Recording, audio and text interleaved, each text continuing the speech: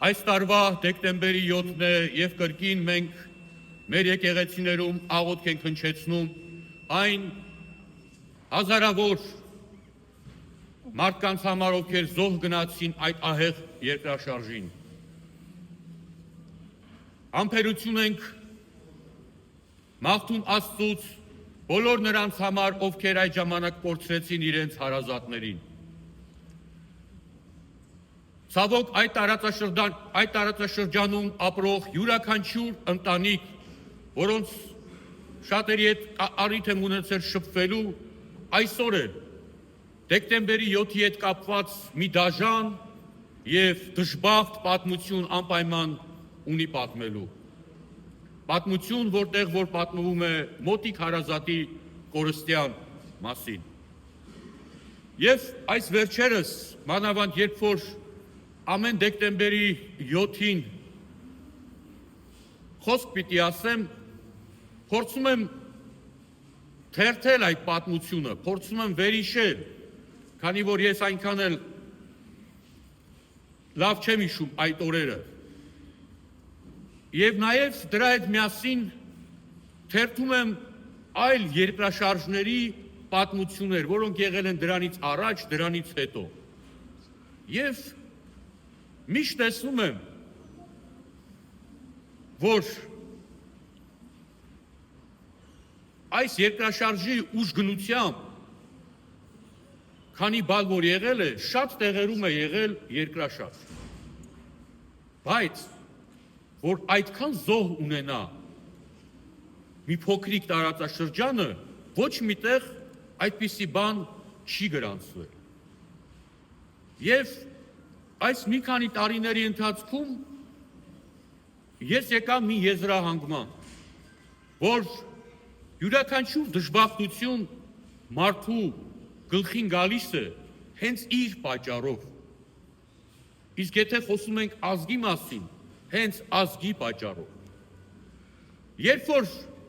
Եթե ուսումնասիրեք նաև այսօր էլ, գնացեք եւ այդ տեղերում հարցրեք, քաղաքներ ավերվեցին, շենքեր մտան հողի տակ, գյուղերում տները ճաքեցին ընդամենը,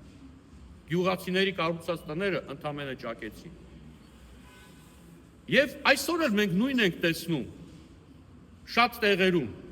եւ ճիշտ է, կա ինչ-որ վերահսկողություն, կա հետևում են ինչ-որ տարբեր բաների, բայց միշտ չեն հասցնում։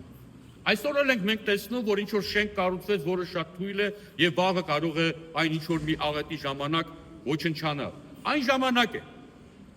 Մարդիկ միգուցե առանց հասկանալու, մեկը մի դույլ ցեմենտ կգողանար, մեկը երկաթ գողանար, նա կաներ եւ չէին դնում այդ ամեն ինչ, ինչ որ պետք է դրվեր այդ շենքերի հիմքի մեջ, պատերի մեջ, տանիքի վրա։ Եվ հասանք դրան։ Գիտեք ինչ։ Երբ որ մարդը մի բան անում է, նույնիսկ հասկանալով գողություն է անում, դավաճանություն է անում, եթե դա ինքը անում է իր համար, միգուցե Աստված իրեն ինչ-որ միտեղ ապաշխարելու դեպքում ների։ Իսկ եթե դա արվում է դիմացինի կյանքի եւ ընդհանրապես ազգի դեմ, դա Աստված ոչ մի անգամ չի ներ։ Աստված ցույց կտա արածը սխալը, բայց ոչ մի անգամ քո այդ արած դավաճանությունը չի ներ։ Մենք այդպիսի բաներ տեսել ենք, միայն պատերազմով չի, որ մարդուն ազգին կարելի է պատժել։ Ահա այդպիսի արավիրքով եղնում են ջրեղեղներ, տարբեր բաներ։ Աստված միշտ եթե հետևեք մանավանդ 5 կտակարանի մեջ նույն ձևով ոչ մի անգամ չի պատժել մարդկությանը։ Միշտ տարբեր ձևերով է պատժել։ Եվ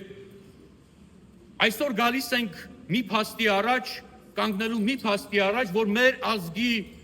որոշ զավակների սխալության ոչ հեռանկարային մտածելակերպի պատճառով մենք ունեցանք հազարավոր զոհեր։ Ոչ առանց հասկանալու կամ հասկանալով ազգային դավաճանության դիմաց ունեցանք մեր ազգի զավակների կորուստներ։ Եվ տեսնում ենք, եւ ուզում ենք հավատալ, որ այլևս մեր ժողովուրդը, մեր ազգը, մեր հայությունը չի անի այդ սխալները, որպեսի դրա այդ սխալի պատճառով պատժվի ազգը, բայց ցավոք սրտի, երբ որ ուզում ենք տեսնել, որ ամեն ինչ լավ է, հայտնվում են այդպիսիները, հայտնվում են մարդիկ, ովքեր որ չգիտես ինչի, ուզում են հենց ազգային սրբություններին, ազգային արժեքներին հասցնել վնաս, առանց հասկանալու, որ դրան հետևելու է պատիժը։ Այո, մենք որպես ազգ ամեն բանի տակից դուրս ենք եկել, կարողացել ենք դուրս գալ քաջաբար, կարողացել ենք նորից վերականգնվել եւ այդ ամբողջ մեր պատմության ընթացքում մենք թրծվել ենք, ուժեղացել ենք եւ այսօր էլ ուժեղ ենք։ Բայց մեր հաղթական արշավը միշտ կասեցրել են այդպիսի դեպքերը։ Լինի դա պատերազմների ժամանակ, լինի դա ուղղակի մեր բնականոն կյանքի ընթացքում։ Աստված տեսնում է դավաճանությունը եւ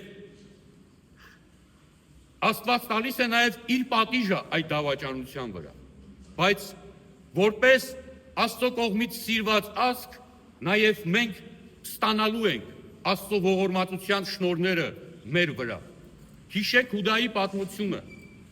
մարդկության պատմության մեծագույն դավաճանը, որը մատնեց Հիսուս Քրիստոսին։ Ինչ ասեց նրան Հիսուս։ Ասեց՝ արա այնինչ անելու ես, որովհետև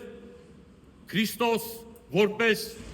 Աստված մեզանից շատ ավելի լավ գիտեր, որ աստվածային ծրագիրը ոչ մի դավաճանությամբ,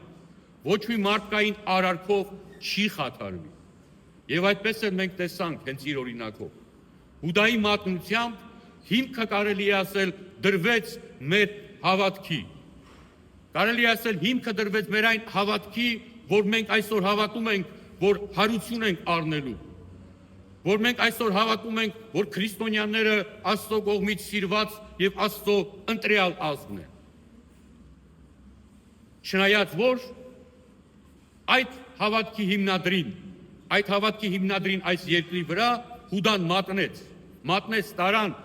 չարչարեցին եւ սպանեցին ինչպես ամենավերջին չարագործի։ Բայց աստվածային ծրագիրը չխաթարվեց։ Այնպես են սիրելի հավատացյալներ, այսօր մենք որպես հայություն, որպես ազգություն, որպես բարեկամներ եւ հարազատներ եւ ընկերներ բոլոր այն մարդկանց, ովքեր դեկտեմբերի 7-ին զոհ գնացին այդ աղետին։ Այսօր մեր պարտքն է, որպեսզի մենք որպես ուղղակի հայ հավատացյալ չմոռանանք մեր Աստծուն, չմոռանանք մեր եկեղեցին, չմոռանանք մեր ազգի հանդեպ եւ ազգության հանդեպ սերը։ Դա մեծ բան չի պահանջում ինչ որ մեկից, բայց դա մեծ բան է բերելու մեր ազգի։ Եթե ամեն մեկը ձեր յուրաքանչյուր գործի մեջ մի բան անելուց ուղղակի հարց տակ, արդյոք սա Աստծուն հաճելի է, թե ոչ, ապա հավատացեք, որ այնպիսի սխալներ, ինչպես որ արվեցին այն ժամանակ դեկտեմբերի 7-ը, որի պատճառը դարձավ, այնպիսի սխալներ, որոնք արվել են դրանից հետո կամ դրանից առաջ, շատ ավելի քիչ կլինեն մեր ազգի պատմության մեջ։ Աստված թող ուժ եւ կարողություն տա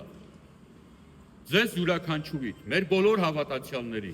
բոլոր նրանց, ովքեր այս պահին մեր հայկական եկեղեցիներում աշխարհասփյուռ կանգնած եւ իրենց աղոթքն են բարձրացնում դեկտեմբերի 7-ին զոհ գնացած մեր բոլոր հայրենիների հոգիների հանգստության համար։ Օրհնյալ եղերուկ իշնորհացր փոխություն, երբակի խաղաղություն եւ Տերն մեր Հիսուս Քրիստոս եղեցին ձեզ ընդհանրենեսյանս ամեն։ Ամեն։